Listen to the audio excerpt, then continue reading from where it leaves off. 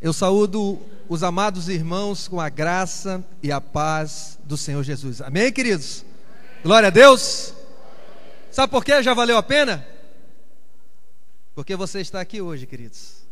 E Deus, Ele quer falar assim poderosamente ao seu coração. Basta que você esteja disposto a estar atento àquilo que vai ser ministrado nessa noite. Amém, queridos? Glória a Deus. Glória a Deus.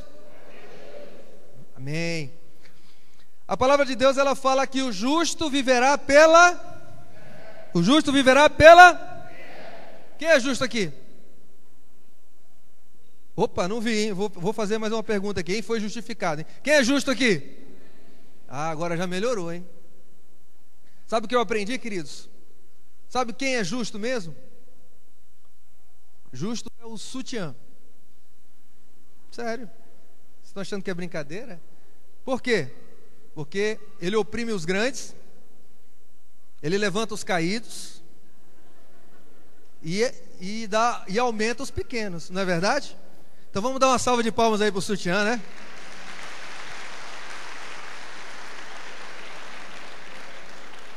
Glória a Deus por isso, né? Amém, queridos? Vamos orar pela mensagem desta noite. Eu peço que você curve a sua cabeça aí onde você está. Vamos orar. Senhor Deus, Pai Todo-Poderoso, na autoridade que é no nome de Jesus, está aqui, Senhor Deus, a Tua igreja reunida, está aqui, Senhor Deus, para ouvir a Tua palavra, Senhor Deus. Fala, Senhor Deus, com cada um dos Teus filhos aqui presentes, que eles possam realmente entender a profundidade, a dimensão da Tua palavra, e que a Tua palavra, ela venha, Senhor Deus, a penetrar nos corações, que ali ela faça morada mesmo, Pai, e que possa dar frutos para o louvor da Tua glória, Pai. É o que nós te pedimos, Pai, e desde já te agradecemos no nome de Jesus. Amém? Para os líderes e aqueles que vão facilitar na quinta-feira, eu creio que os grupos já voltaram a todo vapor, amém? Todos os grupos aí, sim ou não? Glória a Deus. Se o seu grupo não voltou, pelo amor de Deus, hein? Corra e comunique o pastor. Seu grupo já é para estar funcionando a todo vapor. O tema da nossa mensagem desta noite é filhos gerados por Deus. Repita comigo: filhos gerados por Deus. Todos nós conhecemos a forma como os nossos filhos foram gerados. Amém? Aqueles que ainda não sabem, aqueles que ainda não coisaram, vocês entenderam, né? Aqueles que não coisaram ainda, e sempre lembrando, hein? Cumpre ressaltar: coisar é só dentro do quê? Do casar. É bom ressaltar isso aí, viu? Então, se você não coisou ainda, só vai coisar debaixo da bênção de Deus e com o varão valoroso mesmo, hein? Aquele homem forte, fisicozudo, entendeu? Amém, queridos? Glória a Deus? Então tá bom. Então todos nós sabemos como os nossos filhos, ou pelo menos todo mundo sabe como os filhos são gerados. Mas eu pergunto para você nessa noite: alguém aqui porventura já ouviu falar num processo chamado eugenia? Eugenia. Se tiver alguém aí, pode se manifestar, só levantar o braço. Já ouviu essa palavra? Ninguém, né? Ele não sabia. Ele falou: eu não sabia. A palavra, repita comigo: eugenia. Eugenia. Sabe o que significa essa palavra eugenia, queridos? Significa bem-nascido. Repita comigo: bem-nascido. Você é bem-nascido, sim ou não? Quem aqui nasceu bem? Agora quem nasceu mal aí? Tem gente que nasceu mal, hein? Eu estou vendo aí. Não foi bem-nascido não, hein? Queridos, a grosso modo, o que significa esse processo de eugenia? O processo de eugenia, ele significa uma tentativa criada pelo ser humano de melhorar a espécie humana por meio do quê? Por meio de uma seleção genética e controle de reprodução. Ou seja, selecionar somente aqueles que são melhores, aquelas pessoas de determinado padrão, de determinada raça, para que eles se reproduzam, e controlar aqueles que são considerados a ralé, por exemplo. Vocês estão entendendo o que eu estou querendo dizer? Amém ou não amém? Então, eugenia significa isso: você tentar criar uma espécie única, um padrão único, né? A partir do quê? Da seleção e do controle daqueles que não poderiam, teoricamente, se reproduzir. Essa tentativa, queridos, de criar seres humanos selecionados, foi um dos capítulos mais tristes da história. Olha só. Aqui no Brasil, né, porque essa eugenia ela foi criada no final do século XIX, 1800 e alguma coisa. 1882, 83, se eu não me engano. Mas aqui no Brasil, em 1918, foi criado a Sociedade Eugênica de São Paulo. E vocês sabem o que eles pregavam? Baseado nisso que eu disse para vocês? Eles pregavam abertamente, olha só, a necessidade de promover o branqueamento do quê? Do povo brasileiro.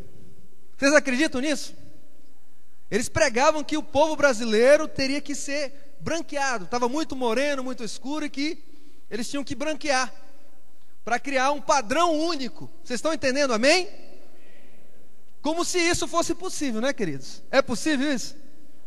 Sim ou não? Claro que não, queridos. A nossa história, né, os primeiros moradores dessa terra, os índios, os colonizadores, os negros, na nossa cultura ela é tão miscigenada, tão heterogênea, né? Tem pessoas assim que o povo brasileiro é bonito por causa das misturas das raças. Mas esse povo ele defendia o quê? Um padrão, uma seleção, uma raça que fosse superior às outras. Olha só, mas foi na Alemanha nazista, olha só, em que o quê? Esse processo de eugenia, esse conceito de eugenia, ele foi levado às últimas consequências. Em 1934, já sobre a liderança de Hitler, ele promoveu um processo de esterilização, ou seja, não permitiu mais que reproduzissem 400 mil deficientes, doentes mentais e epiléticos. Então ele promoveu isso para que esse tipo de gente, segundo ele, entre aspas, não poderiam mais se reproduzir, para não gerar pessoas defeituosas no meio do povo alemão, ou pelo menos nas nações que estavam sob domínio da Alemanha nazista. E em 7 anos depois, em 1941, já na Segunda Guerra Mundial, vocês sabem o que aconteceu? Vocês sabem ou não sabem? Quem acompanha a história aqui? Ele decidiu eliminar as raças que ele chamava raças inferiores. E aí deu no que deu, conta a história, mais de 6 milhões de judeus, ciganos e homossexuais foram mortos nas câmaras de gás, nos campos de concentração. Olha só, queridos, que tragédia, né? Dessa forma, queridos, o homem, ele buscou através dessa purificação da raça, brincar de ser Deus. Eles queriam se igualar a Deus e criar filhos o quê? Perfeitos, pelo menos ao conceito, pelo menos no padrão, na visão de mundo que eles tinham, né? E isso através de quê? De filhos bem dotados, filhos bem selecionados, eliminando aquelas raças que eles consideravam o quê? Subespécies, né? Esse foi sem dúvida um dos graves erros da humanidade. Aí eu pergunto para você nesta noite, então como são gerados os filhos de Deus? Deus também usa um processo semelhante de seleção de seus filhos? Deus seleciona quem Ele quer que seja seu filho? Sim ou não, igreja? Sim ou não, igreja? Olha só que interessante. Eu convido você a abrir a sua Bíblia. Pega aí, quem é que está com a sua espada aí? Levanta aí sua espada, eu quero ver quem é que está com a sua espada. Tem alguém aí do seu lado que não está com a espada? Olha aí para o lado aí. Tem alguém? Se tiver, fala. Tem alguém. Fala, meu irmão. Fala para ele, meu irmão, não vá para a guerra sem a sua arma, senão você vai ser fuzilado. Amém. Então tá bom. Abre aí a sua Bíblia aí, no Evangelho de João, Mateus, Marcos, Lucas, João, no capítulo 1, lá no comecinho, né? capítulo 1, no capítulo 1, versículos, vamos ler do 12 ao 13, são 2 versículos apenas, 12 e 13, aqueles que são mais sagazes, né? Aqueles que são mais ágeis, já encontraram, diga amém. Aquele que não trouxe a Bíblia, fica calado. Aquele que está procurando, fala, irmão, eu vou encontrar. Fala aí, todo mundo já encontrou? Amém, vamos lá. O que diz a palavra? Eu vou falar e quando eu parar você completa. Mas a todos quanto receberam, deu-lhes o poder de serem feitos filhos de, a saber os que creem no seu, os quais não nasceram nem da vontade nem da vontade mas de Deus. Vamos lá. Olha só que linda essa palavra, queridos. O texto inicia, mas a todos quantos. Aí eu pergunto para você novamente, a palavra de Deus nos mostra que Deus tratou de ser seletivo na escolha dos seus filhos, sim ou não? A palavra fala todos, mas todos quantos? Sim ou não, igreja? Vamos lá.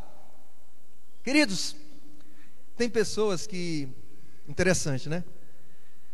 Que falharam em determinado momento da vida, carregam uma vida de pecado assim muito tenebrosa, né? E se julgam indignas, olha só que interessante, se julgam indignas de receber o perdão da sua família, das pessoas que ele feriu, quanto mais de Deus.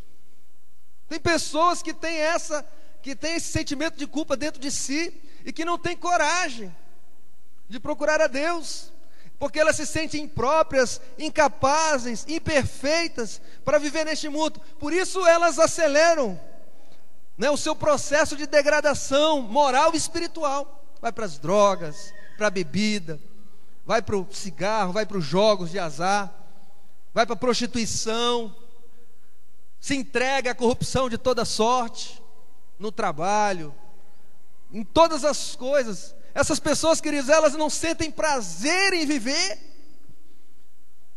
porque o sentimento de culpa que está no interior delas corrói elas a ponto de elas se entregarem e falar, não quero mais, eu quero acelerar logo o meu processo para sair desse mundo.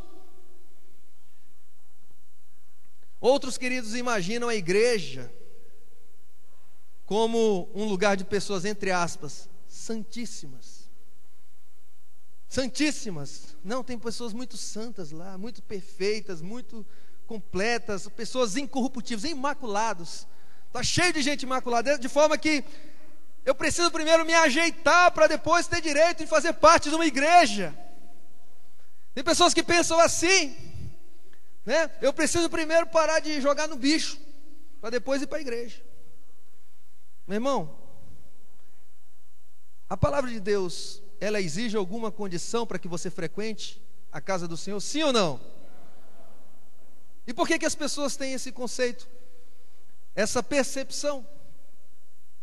Porque tem algo que cega o entendimento delas, queridos. E eu e você, nós somos a luz para levar esse conhecimento a essa pessoa. Amém? Né? Tem pessoas ainda que acham que ser cristão é ter uma vida cheia de regras. Ah, eu não posso fazer isso, eu não posso fazer aquilo. Quando na verdade, queridos, o evangelho é muito mais do que isso. Não é um código, como um código penal, um código civil cheio de regras, não pode fazer isso, não pode fazer aquilo, porque senão a pena é essa. Na verdade, o evangelho, queridos, ele é um estilo de vida. É um estilo de vida. Nós decidimos nos entregar a Jesus, e Jesus vai moldando o nosso caráter e a maneira de nós nos reportarmos e agirmos diante das situações que nos é apresentada no dia a dia. Tem pessoas, queridos, que acham que o evangelho nos priva de uma liberdade, de uma pseudo suposta liberdade. Eu pergunto para você, você é livre ou não é livre? Sim ou não, igreja? Por que você é livre?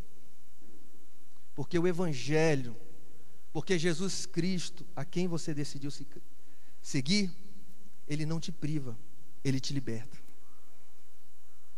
Ele te liberta das coisas ruins que você teve, do teu pecado, da tua vida de pecados. Ele te liberta de todo o mal, de toda herança maldita que você recebeu, é quebrada no nome de Jesus.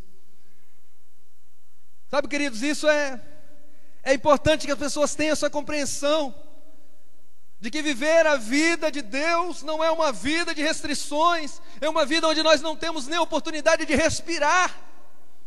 Pelo contrário, nós temos aí sim a plenitude da vida a partir do momento que nos decidimos caminhar com Deus.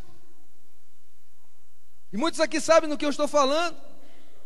A palavra de Deus, ela diz o seguinte: mas a todos quantos. A verdade é que Deus não faz distinção de pessoas, principalmente no que diz respeito ao que é fazer parte da família dele, porque Ele salva qualquer um. Repita comigo: qualquer um. Ele salva qualquer um, sendo eu ou você, não interessa. Aliás, Paulo, quando ele escreveu a primeira carta a Timóteo, lá no capítulo, não precisa abrir não, lá no capítulo 1, versículo 15, ele diz: fiel é esta palavra e digna de toda aceitação, que Cristo Jesus veio ao mundo para salvar os pecadores, dos quais eu sou o principal, pior. Olha só, queridos, o apóstolo Paulo, o grande apóstolo Paulo, aquele que apanhou, levou chicotada, quase morreu levando o nome de Cristo, ele disse: olha, Jesus veio ao mundo para morrer pelos pecadores, do qual eu sou o pior. Eu, não é o meu irmão, não é o meu colega de trabalho que faz isso e que faz aquilo, não é a minha esposa que não cuida direito da minha casa, não é o meu vizinho que o cachorro dele fica fazendo cocô na minha grama, não é ele que é o pior pecador, sou eu. A partir desse momento, queridos, nós começamos a entender qual é o plano que Deus tem para nós, qual é a missão que Deus nos delegou, estarmos aqui nesta vida, nesta terra. Diga para o seu irmão aí do seu lado: meu irmão, graças a Deus que Jesus veio para me salvar, senão eu estava frito. Viu? É isso aí, meu irmão. Se não fosse Ele, meu irmão, como diz o bau bau, tchau tchau, bau bau. É isso mesmo, queridos. Continua aí. Alguém aí fechou a Bíblia, sim ou não? Então vamos continuar lá na palavra lá. Aí a palavra continua, ela começa assim: mas a todos quanto receberam. Agora lá no finalzinho mesmo, desse mesmo trecho, ele diz assim: a saber, os que creem no seu nome. Queridos, eu indago novamente: a Bíblia se mostra clara ao afirmar que Deus salva todos, sim ou não? Sim ou não? Olha lá, hein, não vão se confundir. No começo disse: mas a todos quanto. Só que aí na sequência fala: receberam e creem no seu. Então é todos ou não é todos? E aí, deu um nó na cabeça aí? Deu um nó ou não deu? Olha só, amados, de fato a palavra, ela não, pela palavra não existe raça, não existe cor, não existe nacionalidade, idade, sexo para se tornar filho de Deus. Mas existe uma condicionante, uma condição. Esses todos somente são todos aqueles que receberam e creem no nome de quem? De quem? De Jesus. E isso, queridos, não é muito complexo, como pode parecer para alguns, e as pessoas que estão lá fora, estão passando aqui agora no carro, para elas é muito complexo. Não, eu não quero saber disso, isso aí é muito complicado. Caminhar com Jesus, com Jesus, ser filho de Deus, isso aí não, vai me exigir muito, né? Tem pessoas que acham que tem que ficar de molho no sal grosso por 3 dias, para tirar a urucubaca. É sério, queridos. As pessoas acham que elas precisam passar por um ritual de purificação para depois se qualificar a pedir uma chance para ser filho de Deus. Quando na verdade a palavra é muito simples, ela é muito clara. Basta somente você receber e crê no nome de quem? No nome de quem? Mais forte, o nome de quem? No nome de quem? Dê uma salva de palmas a Ele, que é digno de toda a honra.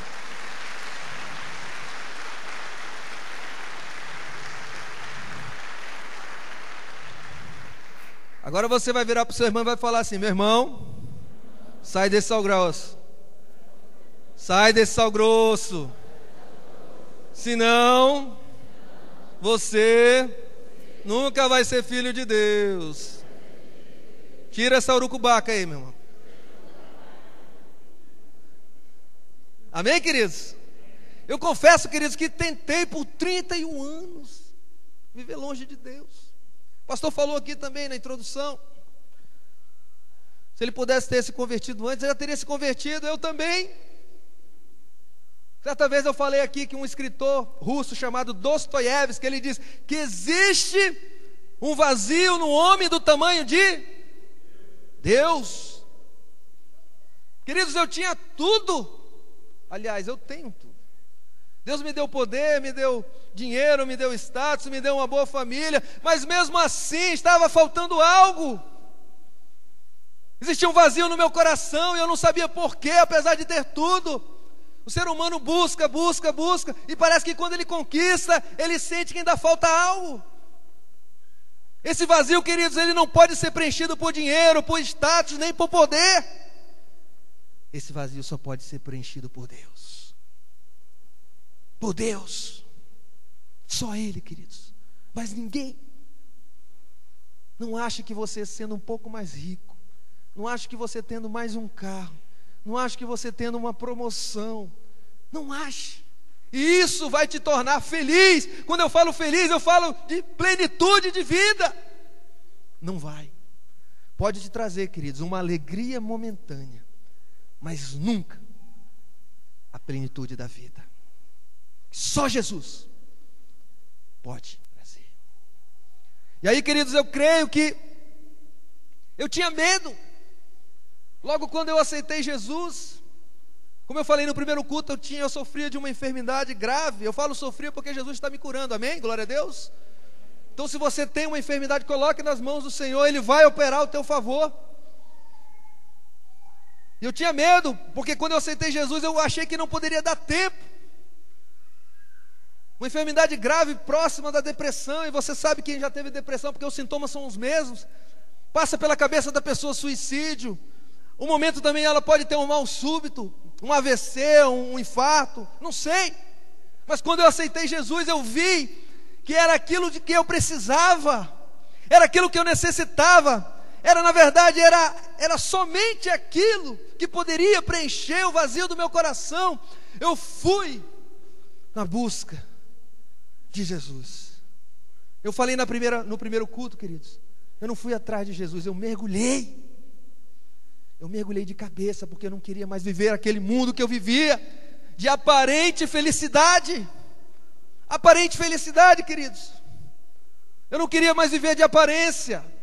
Eu não queria mais fingir que tudo estava bem. Eu queria de fato estar bem. Eu queria de fato ser feliz. Mas isso só aconteceu o dia que eu entreguei a minha vida a Jesus. E Ele veio assim me abraçou, me beijou. Eu sentia assim muito forte, queridos. E eu lembro que tudo isso começou quando a minha esposa me pediu autorização para receber um grupo de comunhão, uma célula lá na minha casa. Isso há 3 anos atrás. Mais de 3 anos, não, 4 anos atrás. E ali nós recebemos o grupo. Ali eu passei 8 meses dentro de um grupo de comunhão, só observando. E cada reunião, cada encontro, Deus ia falando comigo, o Espírito Santo de Deus ia ministrando no meu coração. E chegou um momento mais que eu não pude mais resistir, queridos. Eu entreguei a minha vida a Jesus. E 3 meses depois eu já estava facilitando. E 1 ano depois eu já estava liderando aquela célula onde eu havia entregado a minha vida. Sabe por que isso? Porque eu me dispus. Sabe por que isso, queridos? Porque eu queria saber o que Deus tinha para mim. E hoje eu sei, o que Deus tem para mim é melhor do que o que o mundo oferece para cada um de vocês. É isso, queridos. É isso que Deus quer de nós, uma vida de entrega. Mas consequentemente, com uma vida de entrega, você vai receber coisas que você nunca imaginou receber na tua vida.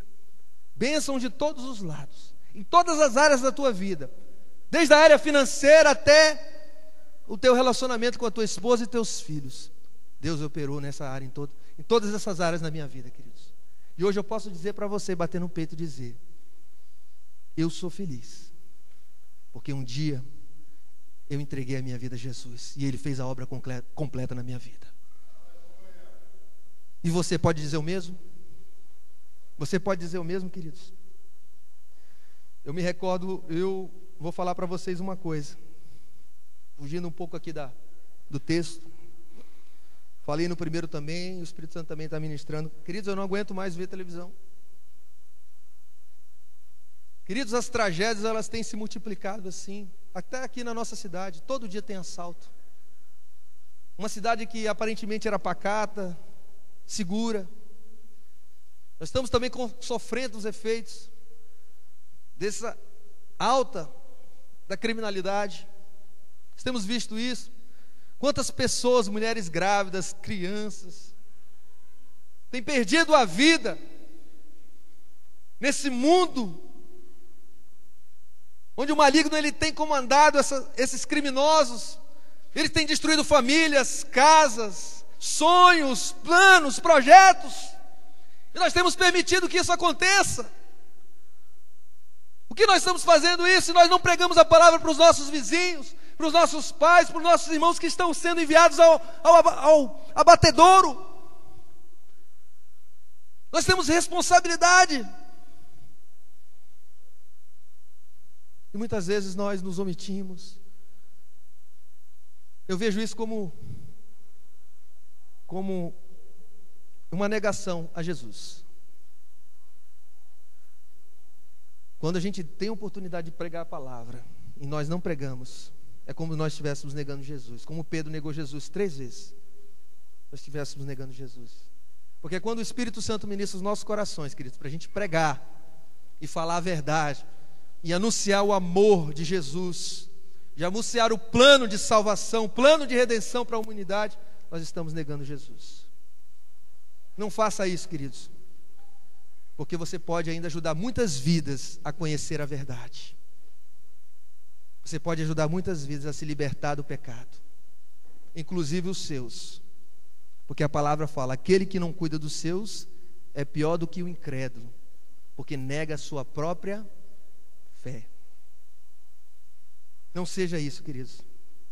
Voltamos agora para a palavra de novo.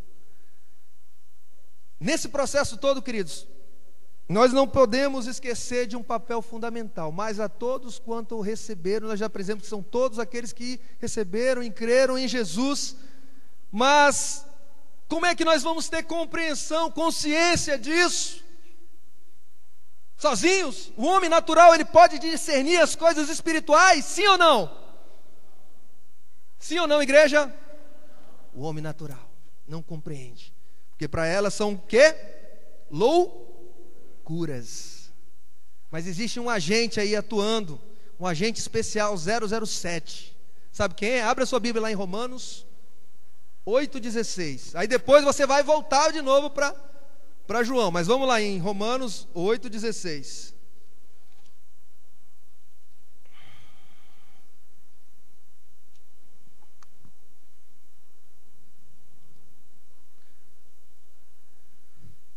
Todos encontraram? Amém? Diz assim a palavra: o próprio Espírito testifica com o nosso espírito que somos filhos de onde é que vem a sua compreensão, queridos? Do Espírito de... Ele vai testificar no teu coração que agora você ostenta uma filiação divina, que agora você deixou de ser uma simples criatura e passou a ser filho de Deus, portanto herdeiro das promessas dele para a tua vida. É isso, igreja, que Deus quer de nós. Como homens naturais, nós não temos condições de saber que somos filhos. Aliás, a nossa vida terrena aqui, nós só vamos ter compreensão disso na vinda de Jesus, se nós não formos arrebatados antes, na ressurreição. Aí sim nós vamos ter certeza de que nós fomos escolhidos. A palavra de Deus lá em João, se eu não me engano, 15 ou 16, não me recordo: não foste vós que escolhestes a mim, mas eu vos escolhi e vos designei para que vades dei fruto, e o vosso fruto permaneça. Não fui você que me escolheu, mas eu te escolhi primeiro. Eu bati na porta do teu coração. Se você quiser abrir, você abre. Mas se você abrir, eu tenho um mundo melhor para te mostrar. Esse mundo que você vive não é tão bom quanto você acha que vive. Os prazeres que você tem nesse mundo não são nada comparáveis aos prazeres que eu tenho reservado para você nas regiões celestiais. É isso, queridos, que Deus quer que a gente entenda. Voltando lá no texto original que nós iniciamos em João 1:12, a palavra de Deus continua dizendo que todos que o receberam, deu-lhes o poder de se tornarem filhos de... E que poder é esse que é concedido aos filhos? E somente aos filhos. Você sabe que poder é esse? Esse poder, queridos, só é conferido a você, meu irmão e minha irmã, que um dia decidiram caminhar com Cristo. Decidiram dizer para Ele: Senhor, eu não quero mais viver neste mundo. Aliás, Senhor, eu não tenho vivido neste mundo. Senhor, eu tenho sobrevivido. Eu tenho matado um leão por dia. Eu tenho vendido o almoço para comprar a janta. E aí, Senhor, que poder é esse? O poder, queridos, ele foi concedido aos seus filhos. Como o pastor falou semana retrasada, você se torna, a partir do momento que que ostenta a condição de filho, você recebe o poder de se tornar mais do que vencedores. Você sabe o que é mais do que vencedor, queridos? Eu já me considerava, antes mesmo de vir para Jesus, um vencedor, porque tinha tudo: status, poder, dinheiro, fama, tudo. Só que tinha um detalhe: eu não era mais do que vencedor, eu era apenas um vencedor. E esse mundo ele nivelado não por alto, mas por baixo.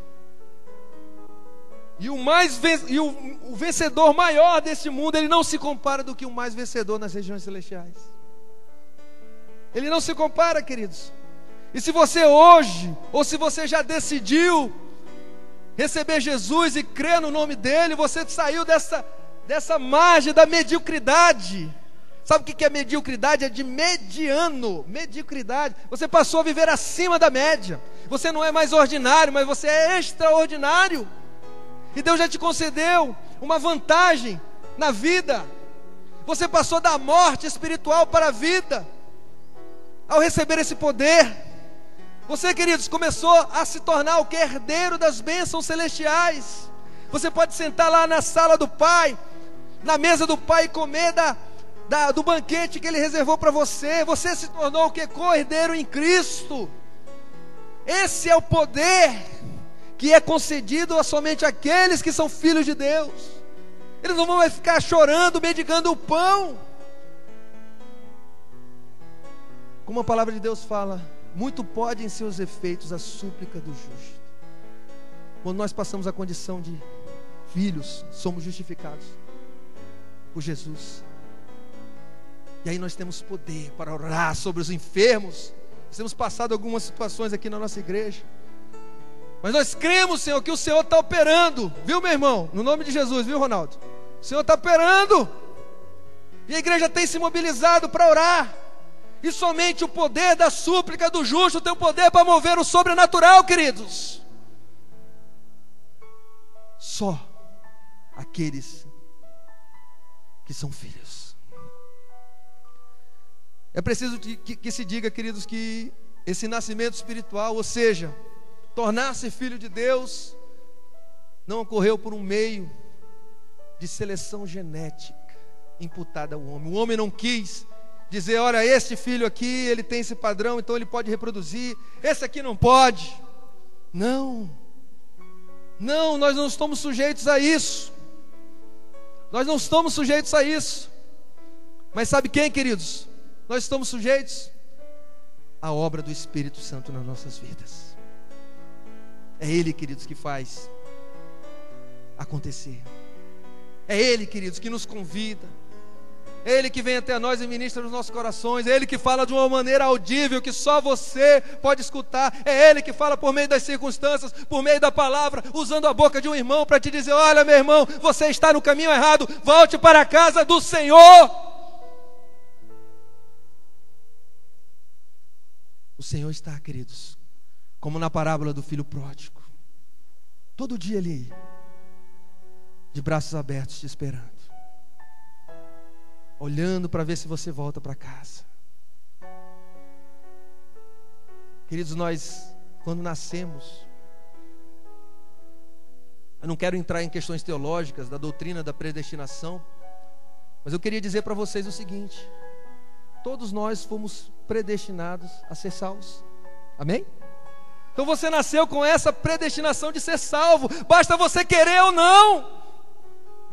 Porque Deus também te deu o livre-arbítrio. É você que vai decidir. E essa sua decisão, ela vai influenciar a sua vida. Mas lembre-se que as nossas decisões, elas têm uma repercussão muito maior do que as nossas próprias vidas. Uma decisão minha, ela pode influenciar a minha descendência. Por isso que nós devemos pensar antes de fazer. E você é hoje aquilo que você, o fruto das suas decisões do passado. E as decisões que você tomar hoje vai refletir no seu futuro.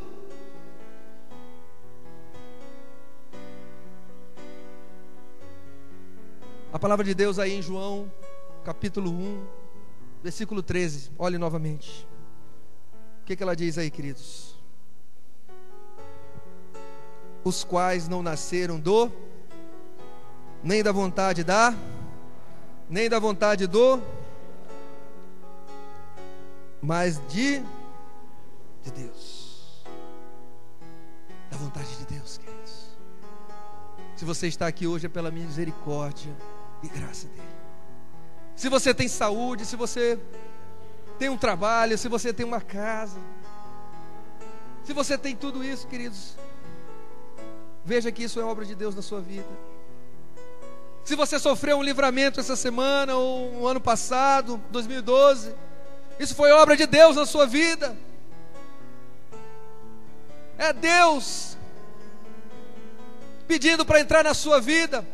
Voltando lá à parábola do filho pródigo, se o filho pródigo não tivesse reconhecido que ele tinha as melhores coisas lá na casa do pai, jamais ele teria saído da casa do pai e teria dissipado todos os seus bens. Mas simplesmente reconhecer que ele estava errado e que ele era melhor tratado na casa do pai dele não adiantava.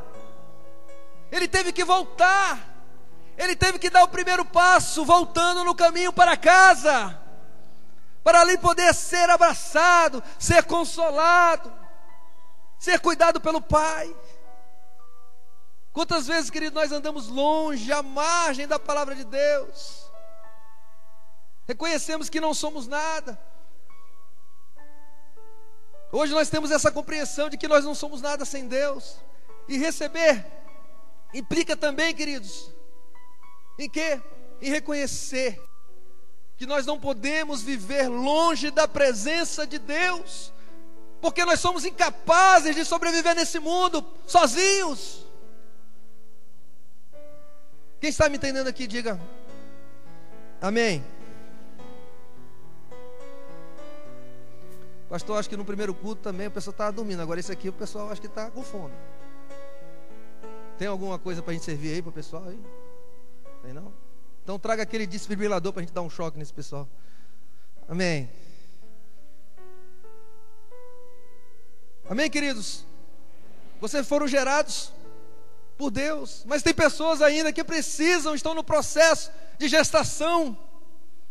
Deus já convidou, já bateu na porta, mas a pessoa não sei se é isso, eu estou preocupado, o que vão pensar de mim? Não pense nisso, meu amado. Porque enquanto eu pensei nisso, Deus não operou na minha vida. Enquanto eu não decidi me libertar de todo paradigma, de todo dogma, de toda filosofia que existia na minha mente, Deus não pôde operar na minha vida. Se você ainda não caminha com Deus, se você ainda não entendeu o sacrifício de Jesus na cruz, nessa noite você vai entender. Porque Jesus, ele não veio para os sãos, mas ele veio para os doentes. E eu e você, nós somos doentes. Nós precisamos dele.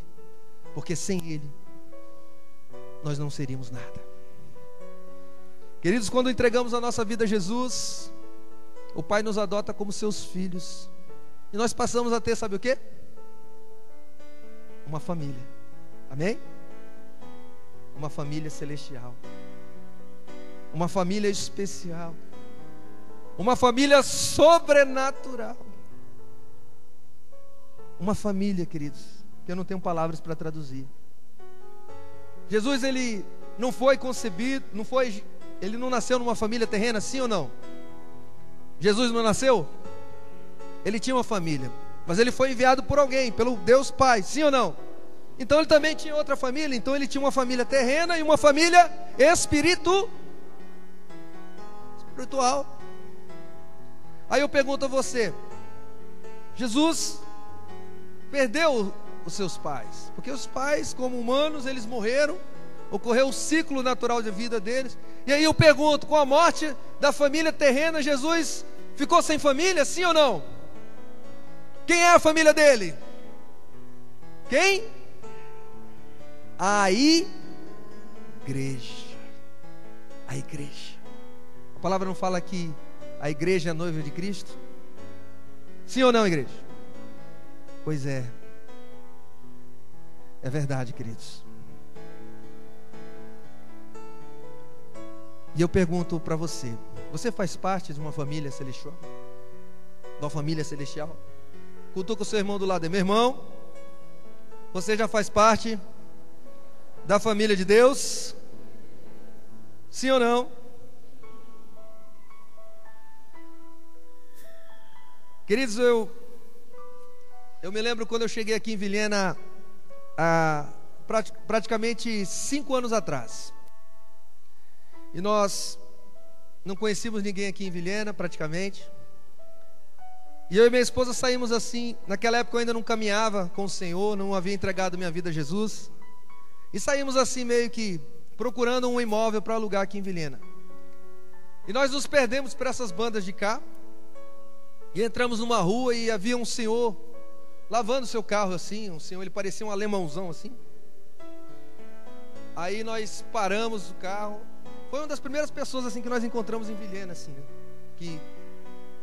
E aí ele não sabia qual era o endereço que nós procurávamos dessa casa alugada para olhar, essa casa para olhar. E aí ele foi lá dentro, correu, muito solícito, pegou um mapa da cidade: olha a rua que vocês... E aí antes da gente se despedir, ele disse, sabe o que pra gente? Que ele era pastor. E que ele convidou a gente para ir na igreja. E falou que, e aí na hora houve uma identificação, porque minha esposa já frequentava a igreja da mesma denominação na cidade onde nós morávamos. E eu pergunto para vocês: vocês sabem quem era esse pastor? Quem é esse pastor? Quem? Olha ali, ó. Pastor Stedley. Que bênção, né? Queridos, nessa época Deus estava preparando o meu nascimento, né? E também a minha nova família para me receber. Quando me conduzir a encontrar o pastor naquele dia. Eu não esqueço, como se fosse o primeiro dia aqui, nosso primeiro encontro ali. Ele estava lavando o carro e ele falou que nunca tinha lavado o carro na vida dele na frente de casa. Na vida dele, na frente de casa, meus queridos. Não vão levar a contar, né? Não vão aumentar a história, não. Quem conta um conto, aumenta um ponto, né? Ele estava lavando o carro lá na frente da casa dele. E nós nos encontramos ali por obra de Deus. Jesus-cidência, ou Cristo-cidência, como queiram alguns, né? E aí, queridos, naquele momento, eu não imaginava que hoje estaria aqui com o pastor. E eu vou confessar para vocês aqui que ele não nos escute. Olha que eu tentei em outra igreja, viu? E fui em uma lá, em outra lá. Eu fui numa até igreja que no dia o pastor estava indo embora e estava aquele chororô. Aí eu falei, não, essa igreja não fica não, o pessoal está chorando demais aqui, essa igreja deve ser muito triste, né? Então, para vocês verem como a obra de Deus ela é completa, né? Ela foi me cercando, porque não tinha outra alternativa, eu tinha que vir para cá.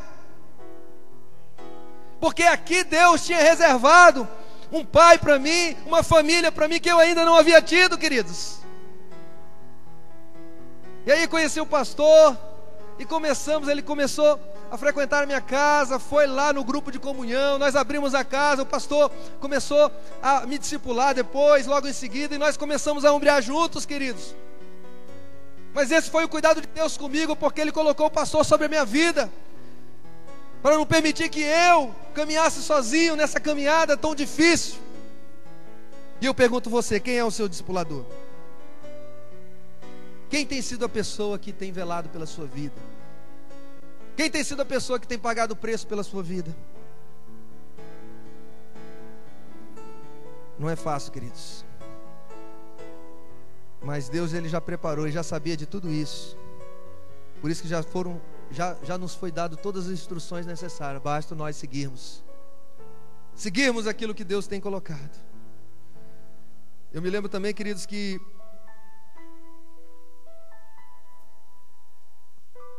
eu e minha esposa, nós ansiamos ter um filho.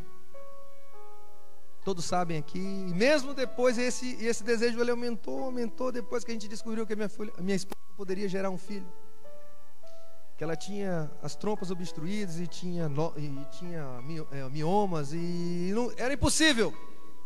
Os médicos falaram, era impossível. Chegamos a fazer 2 tentativas de inseminação, de fertilização in vitro, que é um processo mais caro e mais complexo.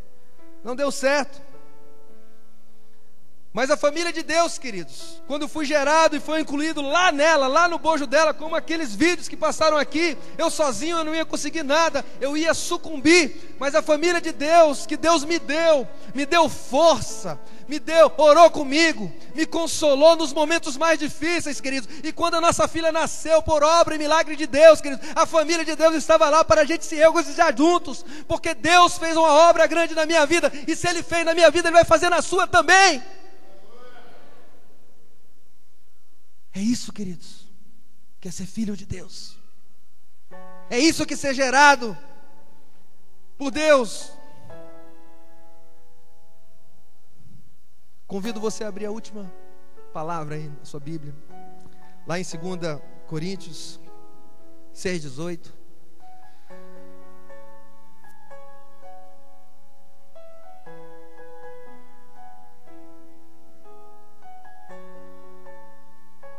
Segunda Coríntios, capítulo 6, versículos 18. A palavra de Deus diz, vocês vão completar: serei vosso, e vós sereis para mim, e diz o Senhor todo. É isso que o Senhor te diz nessa noite, queridos, que Ele será o vosso Pai. Mas é necessário que você também seja o filho dele. A nossa família, queridos, biológica, ela é essencial e deve ser tratada assim com todo o amor. A gente não pode negligenciar com os nossos da família. Mas fazer parte da família de Deus, ela é ainda mais importante. Sabe por quê? Cutuca o teu irmão. Sabe por quê, meu irmão? Fala para ele aí. É mais importante fazer parte da família de Deus. Eu vou responder para vocês, queridos, porque ela dura para sempre. Ela não se acaba. Ela vai durar para sempre. Eu convido você a ficar em pé.